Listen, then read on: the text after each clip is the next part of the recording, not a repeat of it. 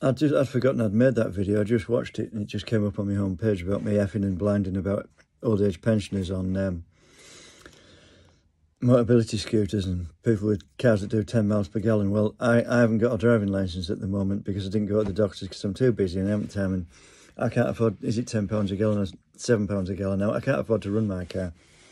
So I just haven't bothered to go and get the licence renewed.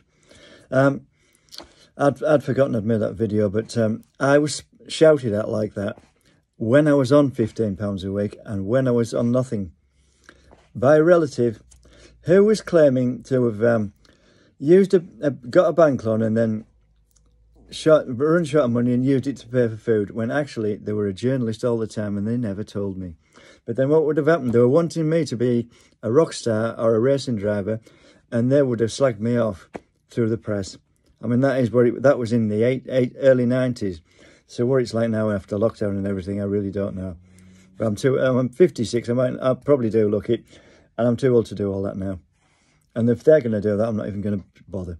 I have money in the bank because my dad died and he had a house. I haven't got much left because I spent a lot on stuff I wanted. Somebody advised me to wisely.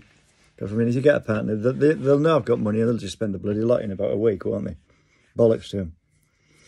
Now, I mean, I'm only like that because somebody was like that with me. But, I mean, 30 years after I got knocked off my back, I finally recovered from the injuries. It was all in here as well. I mean, you can't see the scars on my face, but that eyebrow was almost ripped off. They had to stitch it back on. Apparently, it was only held on by a thin sliver of skin. But you can't see where they've stitched it on, and there was a massive cut around here. The mouth's still misshapen because of damage to nerves in that side. Part of me scalp had to be shaved to stitch it, and all that had been done. My knees, my arms and legs have been stitched up. I'd had an MRI before I actually recovered consciousness.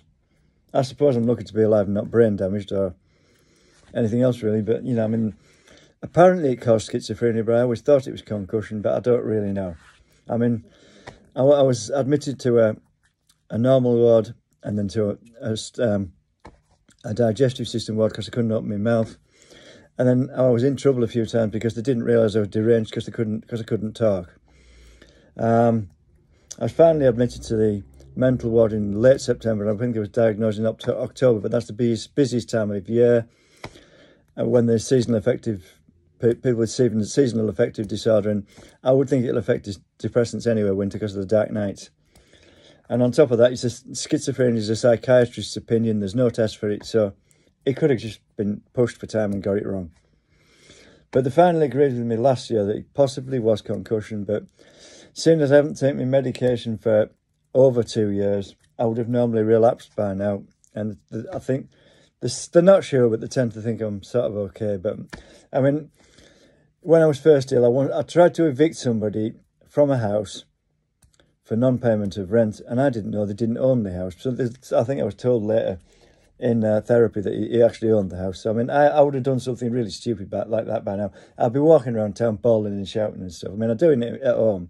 But what you do in your own home is your own business, isn't it? As long as you don't disturb the neighbours too much. I mean, the walls here are only 1 brick thick. I mean, I'm used to a detached house. It was my dad's, and, you know, you could play guitar or whatever inside the house, and the neighbours couldn't hear you. Hi-fi as loud as you like, definitely dad, but neighbours couldn't hear you.